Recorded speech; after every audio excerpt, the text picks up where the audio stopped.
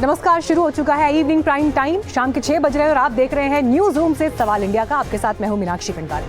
आज खबरों में जो राजनीतिक खबरें हैं उसमें एक वीडियो की बड़ी चर्चा है। सोशल मीडिया पर लगातार ये वीडियो वायरल है जिसमें बिहार के मुख्यमंत्री नीतीश कुमार मंच पर है और ये वीडियो जवाब है नीतीश कुमार के ही वीडियो का, क्योंकि जब नीतीश कुमार का ये वीडियो वायरल हुआ और उस पर तरह तरह के रिएक्शन देखने को मिले, सबसे ज्यादा सवाल महिला अस्मिता को लेकर यहाँ पर उठे कि आखिर आप एक महिला को इस तरह से असहज कैसे कर सकते हैं एक सार्वजनिक मंच पर जहां एक कार्यक्रम के बीच आपने उसका हिजाब हटा दिया। लेकिन इस घटना के जवाब में राजस्थान के पूर्व मुख्यमंत्री अशोक गहलोत का एक वीडियो है वायरल। क्या ये पूरा मामला, पहले रिपोर्ट।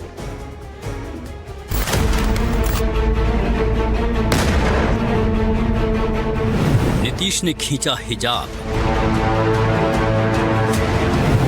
बढ़ा विवाद। एक और महिला सम्मान की बात करते हैं, दूसरी ओर सार्वजनिक मंचों से ही मुस्लिम महिला का अपमान करते हैं।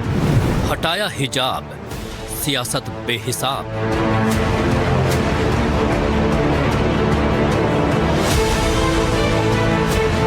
हिजाब हटाने पर तकरार, विपक्ष का तीखा वार। और ऐसे नेताओं को अपनी हरकतों से बाज रहना चाहिए। पहले इस तस्वीर को बड़े गौर से देखिए। बिहार सरकार का कार्यक्रम है और मंच पर मुख्यमंत्री नीतीश कुमार हैं। एक महिला नीतीश कुमार के पास आती हैं जो हिजाब पहने हुए हैं। नीतीश कुमार उन्हें पत्र पकड़ा रहे होते हैं और अचानक से नीतीश महिला का हिजाब खींच देते हैं। ये वीडियो जैसे ही सामने आया, बवाल मच गया।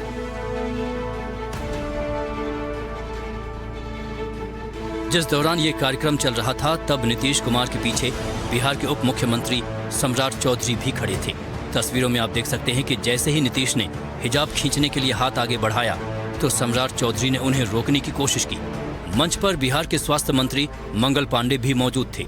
उन्होंने भी हाथ आगे बढ़ाकर नीतीश को रोकने की कोशिश की, लेकिन तब तक नीतीश हिजाब खींच चुके थे। इसके बाद मंगल पांडे और उनके पीछे खड़े मुख्यमंत्री के प्रधान सचिव दीपक कुमार मुस्कुराने लगते हैं। हिजाब में नव नियुक्त डॉक्टर नियुक्ति पत्र लेने आई थी। मुख्यमंत्री नीतीश ने पूछा, ये क्या है? इसके बाद नीतीश कुमार थोड़ा झुके और हिजाब नीचे खींच दिया। हम आपको बताते हैं कि यह पूरा मामला कब और कहां हुआ। पटना में आयुष डॉक्टरों को नियुक्ति पत्र दिए जाने का कार्यक्रम था, जिसमें 1283 डॉक्टरों को नियुक्ति पत्र दिया जा रहा था। मंच पर दोनों डिप्टी सीएम के साथ साथ स्वास्थ्य मंत्री मंगल पांडे भी मौजूद थे। कार्यक्रम में एक महिला डॉक्टर हिजाब पहनकर मंच पर नियुक्ति पत्र लेने आई। तब नियुक्ति पत्र लेते वक्त नीतीश कुमार ने डॉक्टर का हिजाब खींच दिया। वीडियो सामने आते ही वायरल हो गया। बिहार की सियासत गर्म हो गई और विपक्ष को नीतीश पर हमला करने का एक और बड़ा मौका मिल गया। विपक्ष के सवाल पर बिहार सरकार में अल्पसंख्यक मामलों के मंत्री और जेडीयू नेता जमा खान बचाव के लिए आ गया है। उन्होंने दलील दी कि हमारे नेता ने उस बेटी को सम्मान और प्यार से हिजाब हटाने को कहा था ताकि दुनिया उनकी कामयाबी के बाद उनका चेहरा देखे। वो एक बेटी के समान है हमारे नेता के। नेता जैसे हम लोग हैं, भले हम एमएलए हो गए, लेकिन हम नेता के बेटा की तरफ जाते हैं, प्यार करते हैं, हम लोगों को प्यार करते हैं। जो बच्चियां हमारी हैं, छोटी बच्चियां हमारी हैं, बिटियां हमारी हैं, निश्चित तौर पर प्यार दुलार से आदमी को कहता है, सर पे हाथ रख देता है। जो उन्होंने दिखाया गया है, जो टीवी पे आ रहा था, वो देश को प्रदेश को दिखाना चाहते थे बेटी हमारी बेटी कामयाब हुई है। दुलार उन्होंने कहा कि भाई थोड़ा सा बेटा ऐसे कर दो। तो ये बताइए कि जो ये कह रहा है तो शर्म आनी चाहिए। इस वीडियो पर आरजेडी कह रही है कि नीतीश बीजेपी आरएसएस के दबाव में है। ये हरकत बताती है कि नीतीश कुमार की मानसिक स्थिति क्या हो गई है। कल जिस तरह से सार्वजनिक मंचों से जो नियुक्ति पत्र बांटने का कार्यक्रम था, उसमें आदरणीय मुख्यमंत्री श्री नीतीश कुमार जी ने एक मुस्लिम महिला के चेहरे से हिजाब हटाने का प्रयास किया, ये बता रहा है कि आदरणीय नीतीश कुमार जी की क्या स्थिति है, किस तरह से बीजेपी आरएसएस के दबाव में है। और बीजेपी तो चाहती ही है कि उनको कुर्सी से हटाकर मुख्यमंत्री की कुर्सी हड़पा जाए। एक और महिला सम्मान की बात करते हैं, दूसरी ओर सार्वजनिक मंचों से ही मुस्लिम महिला का अपमान करते हैं। अपवाद को बृहत्तर उद्देश्य के लिए इतने लोगों को नौकरी मिली बगैर जमीन लिखवाए, ये तो विपक्ष को नजर आता नहीं है। तो इस्तीफा की मांग कर रहे हैं। तो हमारा अनुरोध है कि लालू जी भी पार्टी के राष्ट्रीय अध्यक्ष हैं, बीमार हैं, नासाज हैं, इन्फेक्शन का खतरा है, अब पॉलिटिकल इन्फेक्शन है ही, तो इस्तीफा ले लीजिए ना पहले, वहां बोलने में डर लग रहा है। तो वहीं नीतीश कुमार के इस वीडियो पर जब पप्पू यादव से सवाल पूछा गया तो उन्होंने कहा कि नीतीश कुमार का रवैया बाप बेटी के रिश्तों जैसा था। मैंने हिजाब नहीं हटाया यार, क्या बोलते रहते, वो ठीक है, वो बाप बेटी के तरह उन्होंने कहा अरे इसको खोलिए, ठीक है, वो बच्ची और बाप का जो रिश्ता होता है, नीतीश कुमार जी का जो एक भाव था या है उस रूप में, हाँ ठीक है, हिजाब हटाना हम इसको बहुत सही नहीं मानते। इस मुद्दे पर कुछ मुस्लिम संगठन और उलेमा भी गुस्से में हैं। देवबंद के उलेमा मौलाना कारी इसहाक गोरा ने कड़ी प्रतिक्रिया देते हुए कहा कि ये किसी एक मजहब का मामला नहीं है, बल्कि सभी महिलाओं की गरिमा पर सीधा आघात है। इस पर नीतीश कुमार को कोई सफाई देने की आवश्यकता नहीं है, बल्कि पूरे देश की जनता से माफी मांगनी होगी और खुसूसन महिलाओं से माफी मांगनी होगी। और मुझे यह भी लगता है कि इस पर प्रधानमंत्री नरेंद्र मोदी को भी एक्शन लेना चाहिए और ऐसे नेताओं को अपनी हरकतों से बाज रहना चाहिए। ये प्रधानमंत्री जी को भी नसीहत करनी। बहरहाल पहले भी नीतीश कुमार को लेकर इस तरह की कई तस्वीरें आ चुकी हैं, जिसको लेकर सवाल उठते रहे हैं। अब इस वीडियो ने एक बार फिर नया विवाद खड़ा कर दिया है। Bureau report, NDTV India. अब देखिए, ये जो तस्वीर वायरल हुई, इससे पहले भी ऐसे कई मौके आए हैं जब नीतीश कुमार ने मंच पर या सार्वजनिक कार्यक्रमों पर इस तरह का कुछ प्रदर्शन किया जिसको लेकर सवाल जवाब हुए। कुछ मैं आपको पुराने इंसिडेंट्स दिखा रही हूँ। सबसे पहले आप देखिए 30 जनवरी 2025 का ये मामला मैं आपको दिखा रही हूँ, जहाँ पर गांधी स्मृति में मौन के बाद अचानक ताली बजाने लगे मुख्यमंत्री। आपको ये सर्कल करके भी यहाँ पर तस्वीर दिखा रहे हैं। देखिए, बाकी सब यहाँ पर आराम से खड़े हैं, शांत मुद्रा में, राष्ट्रगान के सम्मान में, लेकिन उसी दौरान, माफ कीजिए, मौन रखते हुए, और यहाँ पर आपको अचानक नीतीश कुमार ताली बजाते हुए दिखाई दे रहे हैं।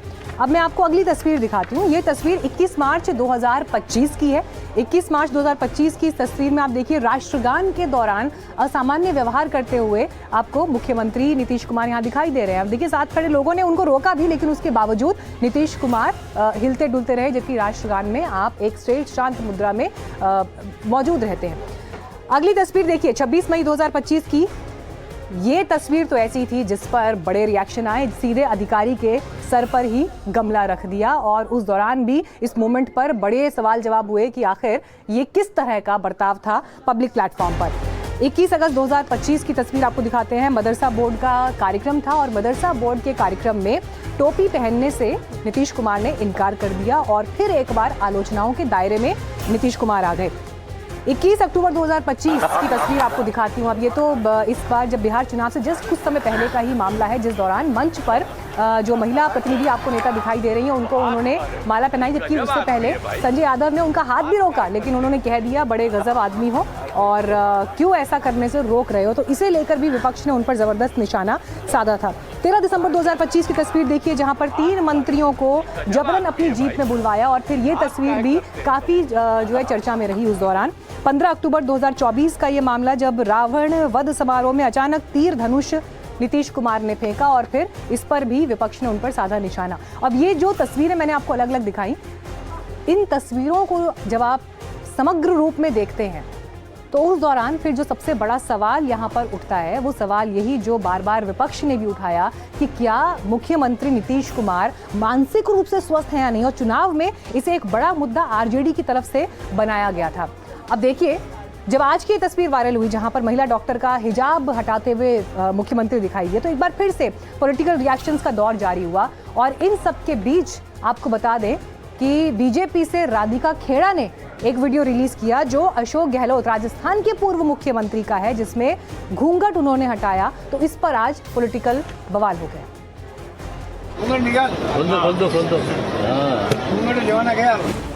वैसे तो वीडियो करीब 2.5 साल पुराना है, लेकिन अचानक ये फिर से सुर्खियों में आ गया है। कल जहां नीतीश ने एक महिला का हिजाब खींचा, तो विपक्ष ने ये पुराना वीडियो एक बार फिर से जारी कर दिया। नीतीश को लेकर विपक्ष की तरफ से सवाल उठे तो बीजेपी ने ये वीडियो जारी कर कांग्रेस से भी सवाल पूछ लिया। ये वीडियो 2023 में बांसवाड़ा में एक सरकारी कार्यक्रम का है, जिसको लेकर खूब सियासी विवाद हुआ था। आइए अब इस वीडियो को थोड़ा डिटेल में समझते हैं। अशोक गहलोत कार्यक्रम में आई एक महिला का घूंघट उठाते हैं और कहते हैं कि घूंघट प्रथा खत्म हो गई है।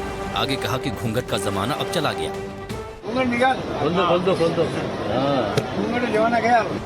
इसके बाद एक मुस्लिम महिला जो कि हिजाब पहने हुए है वो आगे आती है, लेकिन अशोक गहलोत उस महिला से कुछ नहीं कहते।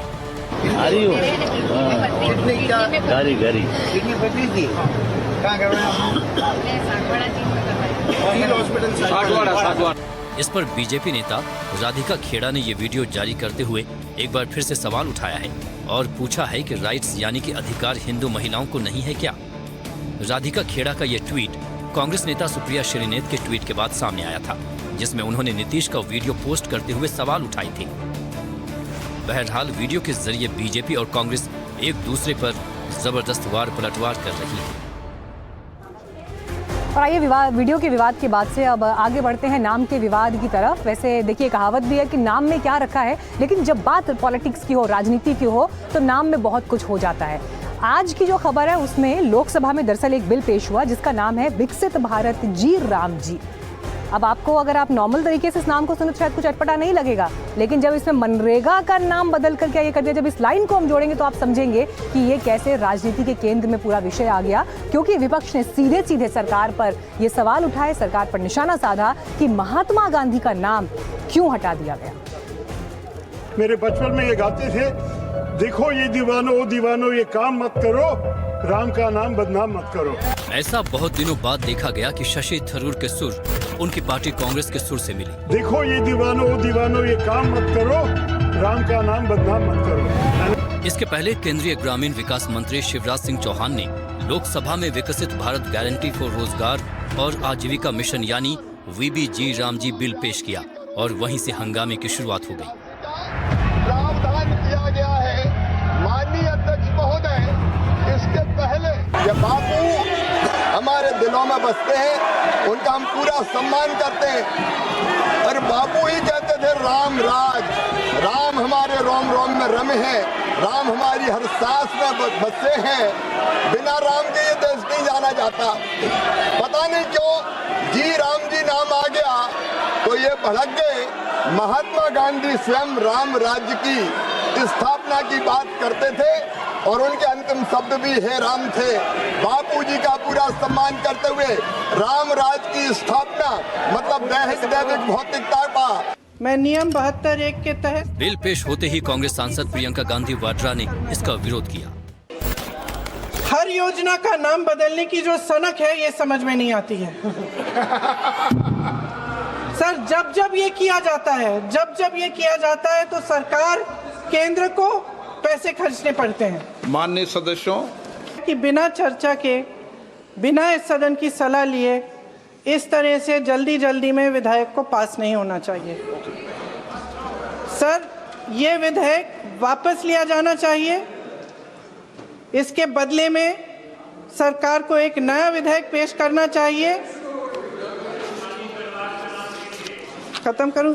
महात्मा गांधी जी मेरे परिवार के नहीं थे, लेकिन मेरे परिवार जैसे ही हैं और इस पूरे देश की यही भावना है सर। बात महात्मा गांधी के नाम पर जाकर टिक गई और संसद के बाहर तक पहुंच गई।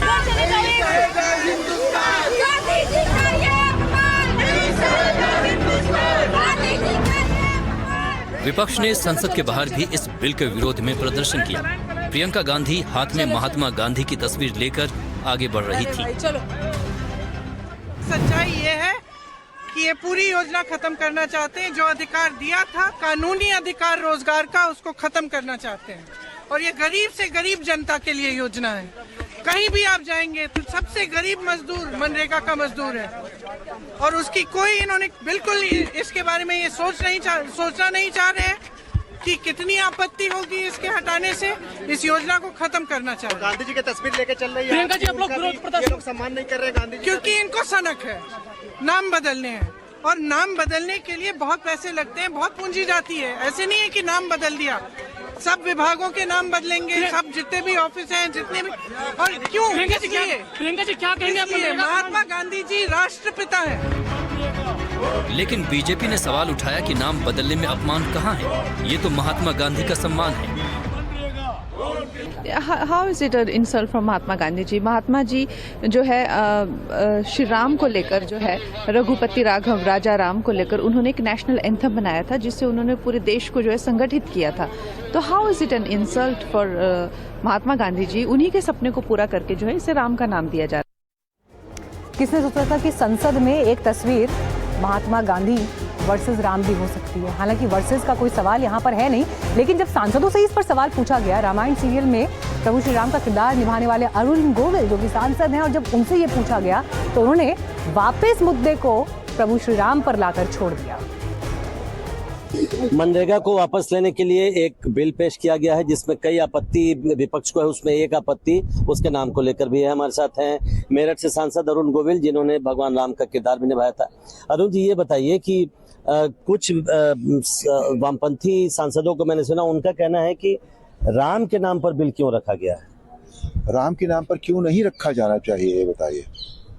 अगर हम परमात्मा का नाम लेना चाहते हैं, हर व्यक्ति लेता है परमात्मा का नाम, राम परमात्मा है, तो हम उनका नाम क्यों नहीं रख सकते? क्या आपत्ति? हमें तो कोई आपत्ति नहीं है, उन्हें आपत्ति है। लेकिन और वो शायद इसलिए श्री राम के नाम से हमेशा विपक्ष को, पूरे विपक्ष को ही आपत्ति रही है।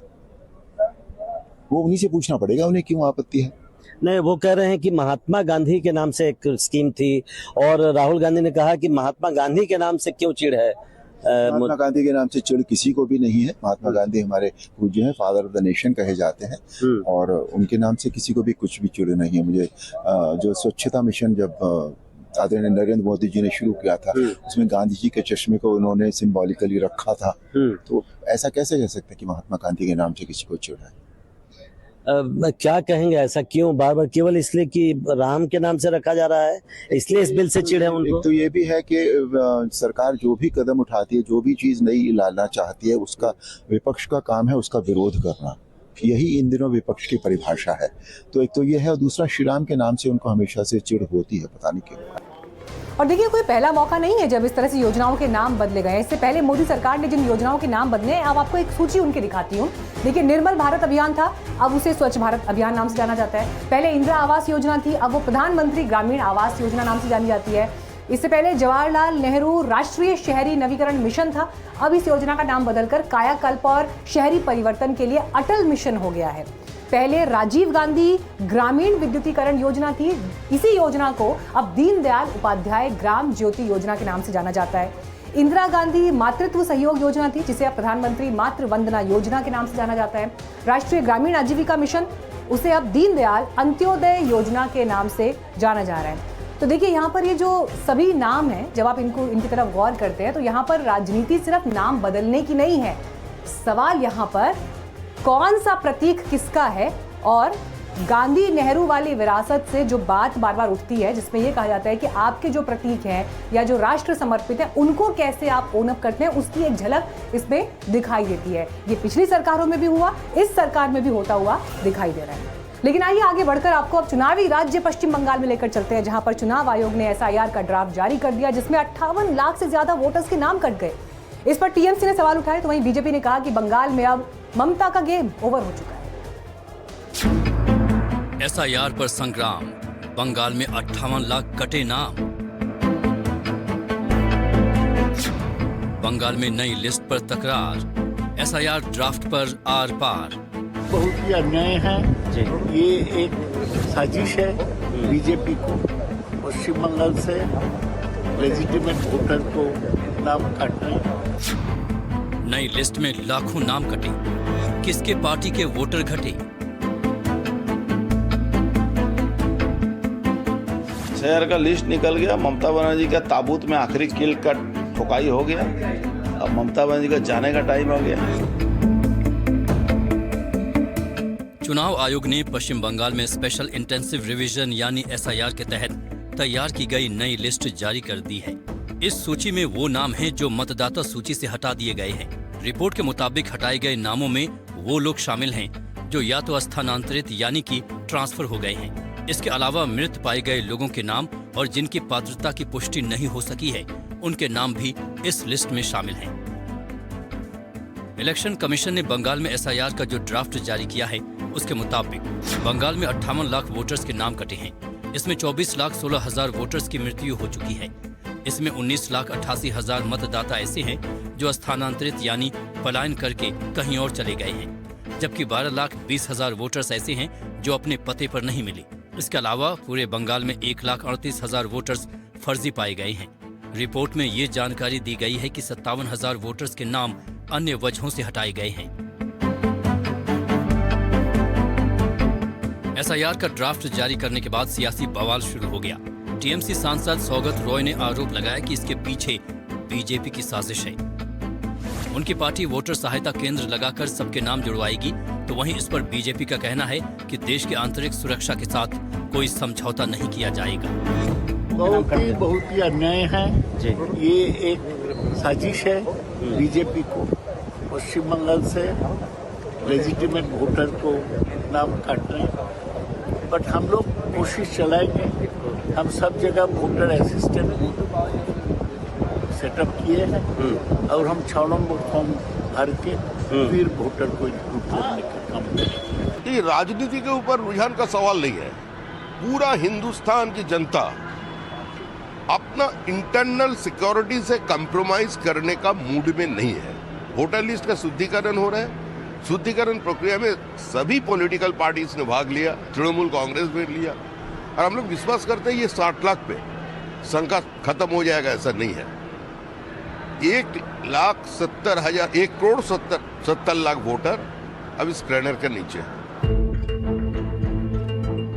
टीएमसी नेता जयप्रकाश मजूमदार ने कहा कि अभी इसका दूसरा चरण शुरू होगा। कुल मिलाकर 30 से 35 लाख से ज्यादा नाम नहीं कटेंगे। तो वहीं बीजेपी नेता अर्जुन सिंह ने कहा कि बंगाल में ममता बनर्जी का अब गेम ओवर हो चुका है। अभी ये जो दूसरा चरण अभी चालू हो रहा है, इसमें सबका राइट है। क्लेम्स एंड ऑब्जेक्शन का टाइम में फॉर्म 6 और फॉर्म 7 और फॉर्म 8 जो भी उचित होगा उसमें इस्तेमाल करके वो अप्लाई करेगा नाम इंक्लूड करने के लिए। और उसका साथ उसको बहुत सारे आदमी का जो नाम नहीं है वो फिर दाखिल होगा और उसका साथ नया वोटर दाखिल होगा। तो कुल मिला के आप देखेंगे तो अल्टीमेटली वो 30-35 लाख नाम कम हो सकता है 2025 का। शहर का लिस्ट निकल गया। ममता बनर्जी का ताबूत में आखिरी किल का ठोकाई हो गया। अब ममता बनर्जी का जाने का टाइम आ गया। 56 लाख लोगों का नाम बाद हुआ है। 1,82 लोगों का हेयरिंग है।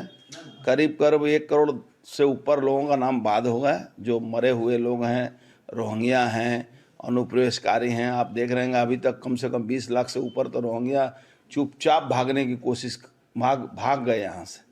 तो ममता बनर्जी का जो आखिरी टाइम शुरू हो गया है। चुनाव आयोग ने स्पष्ट किया है कि यह प्रक्रिया पारदर्शिता और निष्पक्षता सुनिश्चित करने के लिए की जा रही है। आयोग ने मतदाताओं से अपील की है कि वो अपनी स्थिति की जांच करें और अगर किसी का नाम गलती से हटाया गया है तो तय सीमा में आपत्ति दर्ज कराएं। Bureau report, NDTV India. और आइए अब आपको बंगाल में हुए एसआईआर यानी स्पेशल इंटेंसिव रिवीजन में जो डेटा सामने आया है वो बताते हैं। चुनाव आयोग ने परिवार की मैपिंग के बाद कई खुलासे किए और क्रॉस चेकिंग में कई लॉजिकल गड़बड़ियां मिली हैं। इसमें ऐसे वोटर्स जिनके पिता के नाम गलत थे 85 लाख केसेस मिले हैं। माता पिता से उम्र में अंतर के 24 लाख से ज्यादा केसेस मिले। तो वहीं माता पिता से सिर्फ 15 साल के अंतर वाले भी करीब 11 लाख मामले हैं जो पकड़ में आए हैं। माता पिता की 50 साल से ज्यादा उम्र वाले 8 लाख प्लस केसेस रिपोर्ट हुए और 45 साल से ज्यादा उम्र पर नए वोटर बनने के 20 लाख केसेस पकड़े गए। पुरुष या महिला के आंकड़ों में जो गलतियां हुई हैं उसमें 13 लाख से ज्यादा केसेस पाए गए। तो ये ओवरऑल पिक्चर जिसे लेकर आपको बीजेपी और टीएमसी के बीच इस वक्त तलवारें खींची हुई दिखाई दे रही हैं। चलिए एक छोटे से ब्रेक के लिए हम यहाँ पर रुक रहे हैं, लेकिन ब्रेक के बाद आपको दिखाएंगे बांके बिहारी में क्यों भूखे रह गए भगवान।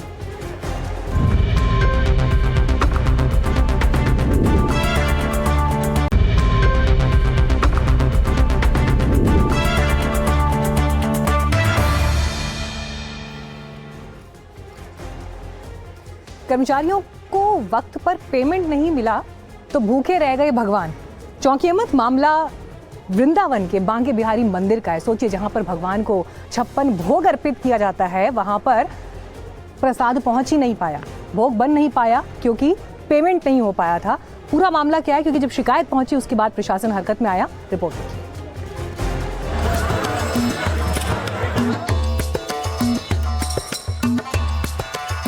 कर्मचारियों को पेमेंट नहीं तो भूखे रह गए भगवान।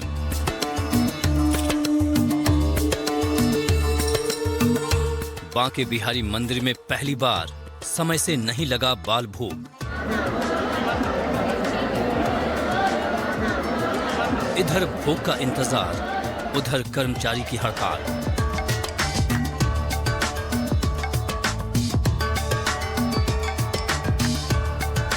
ऐसा पहली बार हुआ जब भगवान को सुबह यानी बाल भोग समय से नहीं लग सका और भगवान भूखे रह गए।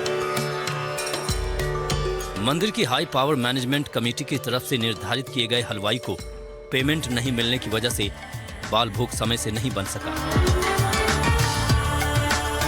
भगवान को बाल भोग नहीं लगने की वजह से जब अफरा तफरी मची तो कमेटी हरकत में आई। कमेटी के सदस्यों ने तुरंत हस्तक्षेप किया तो हलवाई ने बाल भोग बनाकर तैयार किया। हाँ जी, पैसे नहीं मिल रहे 2.5 महीने से और मेरी पत्नी गर्भ से है, अभी 1-2 दिन में बच्चा होने वाला है, तो मैं पैसे लेने के लिए चला गया था दूसरी जगह, इसलिए भोग लेट हो गया था।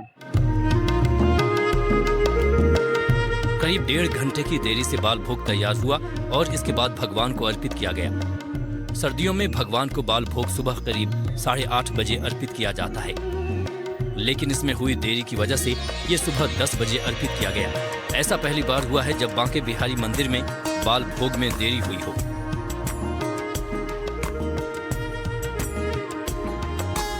इसको लेकर जब कमेटी के सदस्य दिनेश गोस्वामी से हमने सवाल पूछा तो उन्होंने ठेकेदार पर ये दोष मढ़ दिया।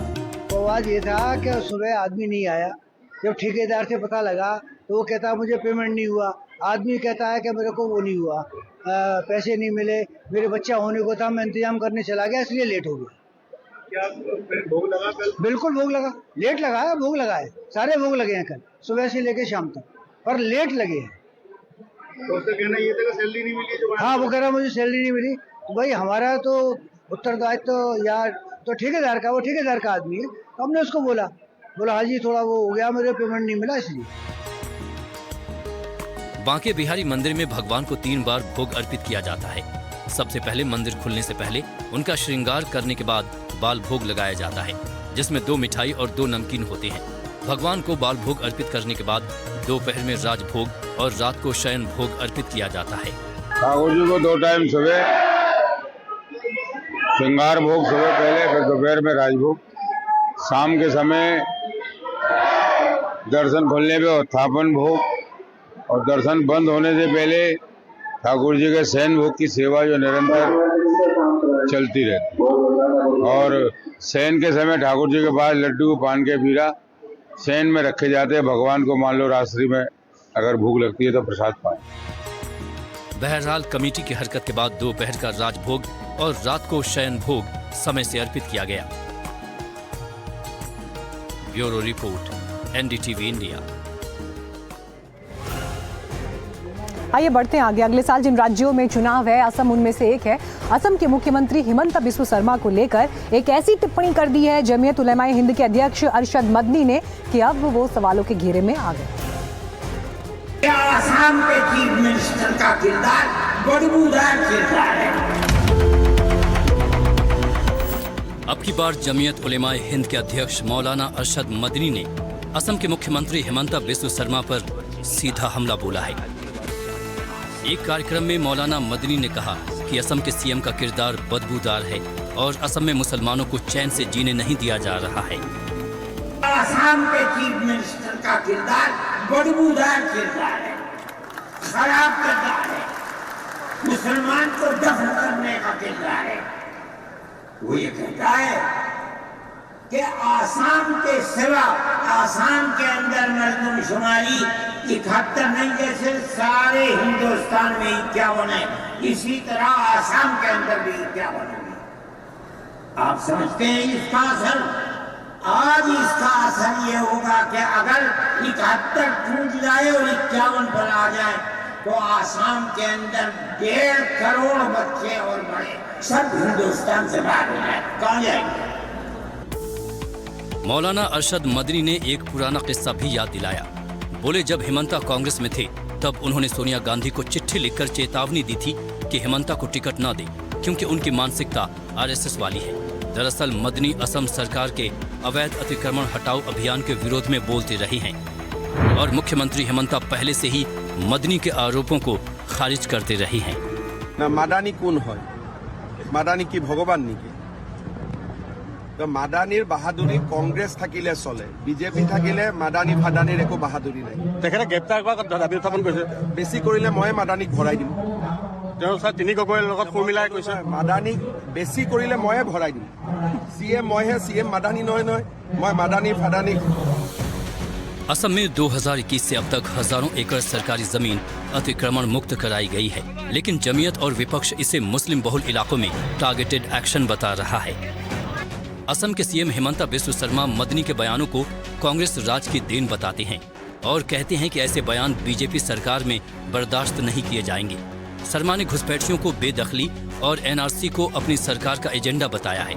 उन्होंने मदनी पर पहले भी ये आरोप लगाया है कि वो सांप्रदायिक तनाव बढ़ाने की कोशिश कर रहे हैं, लेकिन मदनी अपनी तरफ से लगातार आरोप भी लगा रहे हैं और चुनौती भी दे रहे हैं।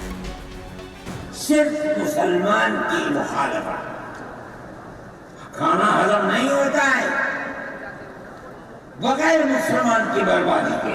अगर जमीयत नमाज जिंदा है और अल्लाह ने हमें जिंदा रखा, हम देखेंगे कि क्या करते हैं, हम जिंदा हैं। जाहिर है बयानों का ये नया विवाद सिर्फ बेदखली अभियान तक सीमित नहीं है। असम में घुसपैठ का मुद्दा लंबे समय से सियासी हथियार बना हुआ है और अगले साल तो असम में चुनाव भी हैं। असम के मुख्यमंत्री हिमंता बिस्व शर्मा का एक बयान बांग्लादेश को लेकर भी आया। दरअसल बांग्लादेश के कट्टरपंथी कई दिनों से पूर्वोत्तर को लेकर अजीबोगरीब बयान दे रहे हैं, आपत्तिजनक बयान दे रहे हैं और इसी विषय पर हिमंता बिस्व शर्मा ने टिप्पणी की। बांग्लादेश में थोड़ा लास्ट 1 सालों से यह चर्चा बार बार हो रहा है कि नॉर्थ ईस्ट को भारत से अलग करके बांग्लादेश का साथ शामिल करने का बात बार बार आ रहा है। लेकिन भारत, आप जानते हैं, भारत एक बहुत बड़ा देश है, न्यूक्लियर नेशन है, 4th largest economy in the world. So Bharat को बांग्लादेश कैसे ये कर पाएगा, ये तो सोचना भी गलत है। लेकिन बांग्लादेश का लोगों का सोच खराब है, हम लोग उनको बहुत ज़्यादा मदद करना नहीं चाहिए और ये लोगों को भी ये सिखा देना चाहिए कि भारत का ऊपर ऐसा सब व्यवहार करने से हम लोग चुप नहीं रहेंगे। जेल में बंद आजम खान को लेकर आज एक अलग खबर आई। दरअसल उनकी पत्नी उनसे मिलने के लिए जेल पहुंची, लेकिन उन्होंने मिलने से मना कर दिया। मैम मुलाकात क्यों नहीं हो पाई मैम, ये बता दीजिए। अब इसकी वजह तो मुझे नहीं मालूम। तो आपको मिलने नहीं दिया, क्या करा? नहीं मिलने नहीं दिए, उधर से इनकार हुआ ना, अब्दुल्ला ने मिलने से इनकार कर दिया। और आजम खान भी नहीं मिला ना, वो भी नहीं। सुना आपने, समाजवादी पार्टी के वरिष्ठ नेता मोहम्मद आजम खान से मिलने उनकी पत्नी रामपुर की जेल पहुंची, लेकिन आजम खान ने मिलने से मना कर दिया। आजम खान और उनके बेटे अब्दुल्ला आजम खान 17 नवंबर से रामपुर की इसी जिला जेल में बंद हैं। आजम खान की पत्नी डॉक्टर तंजीन फातिमा, बहन निखत अफलाक और बड़े बेटे अदीब आजम घर के लोगों से मिलने जेल पहुंचे। आजम खान की पत्नी तकरीबन 1 घंटे बाद जेल से बाहर निकली और कहा कि मुलाकात नहीं हुई। जब पूछा गया कि मुलाकात क्यों नहीं हुई तो उन्होंने बताया कि मिलने से मना कर दिया। मैम मुलाकात क्यों नहीं हो पाई मैम, ये बता दीजिए। अब इसकी वजह तो मुझे नहीं मालूम। तो आपको मिलने नहीं दिया, क्या करा? नहीं मिलने नहीं दिए, उधर से इनकार हुआ ना, अब्दुल्ला ने मिलने से इनकार कर दिया। और आजम खान भी नहीं मिला ना, वो भी नहीं। आजम खान की पत्नी कह रही हैं कि बेटे से मिलने से मना कर दिया और इसके बाद आजम खान भी नहीं मिले। आजम खान और अब्दुल्ला आजम खान 2 पैन कार्ड बनाने के मामले में जेल में हैं। सीतापुर जेल से रिहा होने के 53 दिन बाद ही आजम खान को दोबारा सजा हुई, जिसके बाद उन्हें जेल जाना पड़ा। बेहतर है गुनाहगार समझा तो सजा सुनाई है। यूपी पुलिस की सख्ती को लेकर अक्सर खबरें आती हैं, लेकिन बीते कुछ दिनों से यूपी पुलिस का एक ऐसा वीडियो वायरल हो रहा था जिसे लेकर पुलिसकर्मी की लगातार आलोचना हो रही थी और आखिरकार उस महिला पुलिसकर्मी पर एक्शन हुआ। रुको, हाँ, कहाँ से आ रही हैं आप? उत्तर प्रदेश के मऊ का ये वीडियो पिछले दिनों सोशल मीडिया पर वायरल था। इस वीडियो में मंजू सिंह नाम के इंस्पेक्टर ने मंदिर में दर्शन करने आए एक भाई बहन से जिस तरह से पूछताछ की वो चर्चा का विषय बन गया। ये कौन है? भाई हैं, बात कराइए घर। हाँ, घर का नंबर दीजिए। आप अपना नाम बताइए। हाँ, नाम आप अपना बताइए। कहाँ आई हैं, कहाँ घूमने आई हैं? शीतला मंदिर। मंदिर किस थाने से आई हैं? बड़ौरा से। जिला गाजीपुर से आई हैं। यहाँ घूम ली? घर से बात कराइए। फोन करें? हाँ, फोन करिए।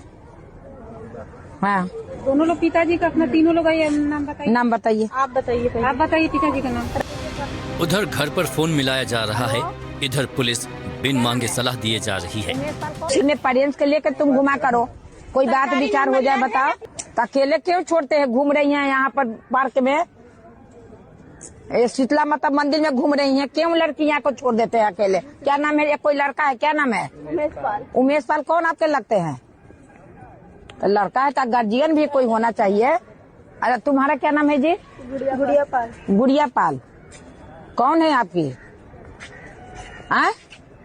पिताजी का नाम बताओ। लड़की है तो कम से कम गार्जियन भी होना चाहिए ना, अकेले मत छोड़ा करे। इस वीडियो के वायरल होने के बाद सोशल मीडिया पर कई तरह के सवाल उठने लगे। मसलन लोग ये पूछने लगे कि क्या भाई को यूपी पुलिस गार्जियन नहीं मानती। सवाल ये भी कि क्या वर्दी वाले लोग भाई बहन के कहीं आने जाने पर रोक लगा देंगे। और सबसे बड़ा सवाल कि आखिर पुलिस को इस तरह से नैतिक उपदेश देने की क्या जरूरत है। फिलहाल मऊ जिले की महिला थाना प्रभारी मंजू सिंह को तत्काल प्रभाव से हटा दिया गया है। पुलिस अधीक्षक ने वीडियो का संज्ञान लेते हुए कार्रवाई की और नए थाना प्रभारी की नियुक्ति कर दी है। जिला पुलिस ने ये भी कहा है कि मोरल पुलिसिंग के नाम पर अनावश्यक टोका टाकी और सुझाव देने की कोई जरूरत नहीं है। चलिए इसी के साथ यहाँ रुकें छोटे से ब्रेक के लिए, लेकिन खबरें आगे भी जारी रहेंगी। आप देखते रहिए एनडीटीवी इंडिया।